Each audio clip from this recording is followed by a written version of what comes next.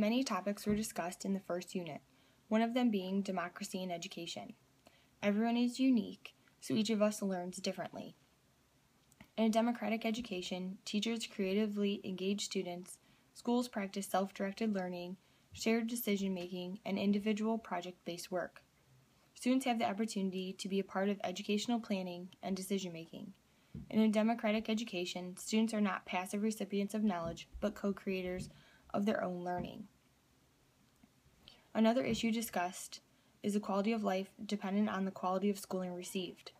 In my view, the more you learn, the higher your education, the more likely you are to succeed.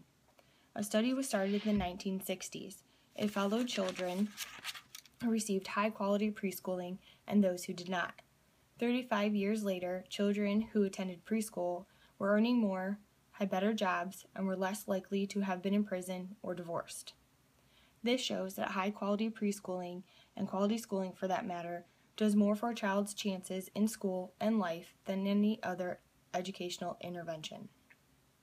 To give students quality schooling, two different educational practices were discussed in our first unit: behaviorism and humanism. Each has their own and very different assumptions about what learning is. Behaviorists believe learning is taking long-term consequences into consideration when making choices instead of just focusing on the short-term gratification, while humanists feel learning is creativity and being able to connect to other people and being invested in their own learning and growth. I do not feel you can take one approach to creating a learning environment that best promotes student growth and development. In regards to behaviorism and humanism, I feel giving positive reinforcement to students for achievement keeps them motivated, that students should feel as though they are important in their classroom and learning, and students should feel cared about as an individual for their uniqueness. We as teachers also need to display a capacity for connectedness. To me, this means being able to connect with my students as individuals, getting to know them personally, having my students feel that I believe and care about them and are invested in their success in learning and in life. Educational philosophies or theoretical perspectives started back with Plato and continue through today. These educational philosophies or theoretical perspectives represent differing thoughts regarding how to educate students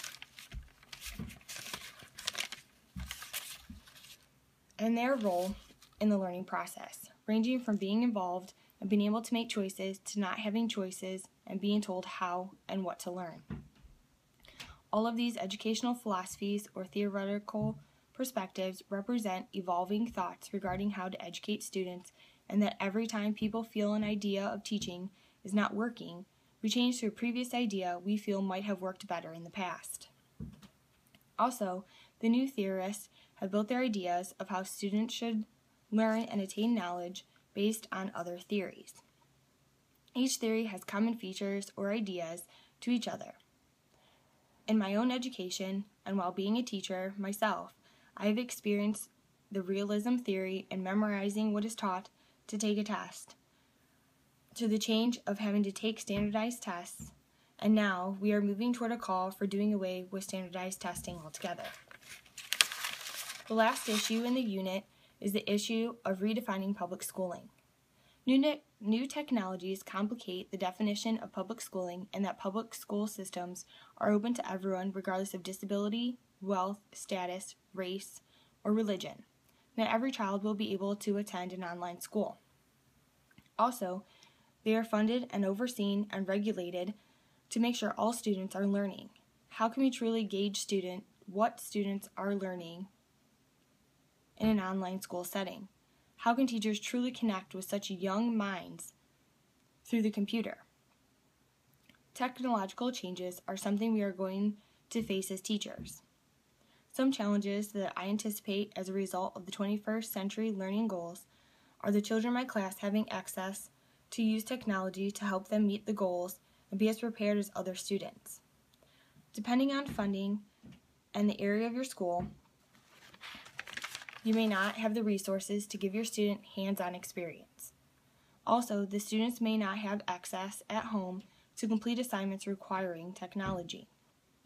I know that I am not personally very tech savvy, so I know I will need to further my knowledge in this area to better help my students. Many theoretical issues were discussed in the first unit. When goals, funding, and social justice are considered, the ones that identify aspects of schooling that I believe reflect and reproduce social stratification are: should the curriculum be standardized for all? And should schooling be based on social experiences? Depending on the area, not all students will have the same social experiences to shape their learning as those in areas better off socioeconomically. Having worked in an inner city school, but having done field work in middle-class areas, I have seen that a standardized curriculum is not giving all students the best education we can. Teaching cannot be a one-size-fits-all curriculum. A quote I find very inspiring and often read to remind me to be the best teacher I can for my students is by Albert Einstein. It is also very fitting in the issue of standardization. Everyone is a genius, but if you judge a fish by its ability to climb a tree, it will live its whole life believing it is stupid.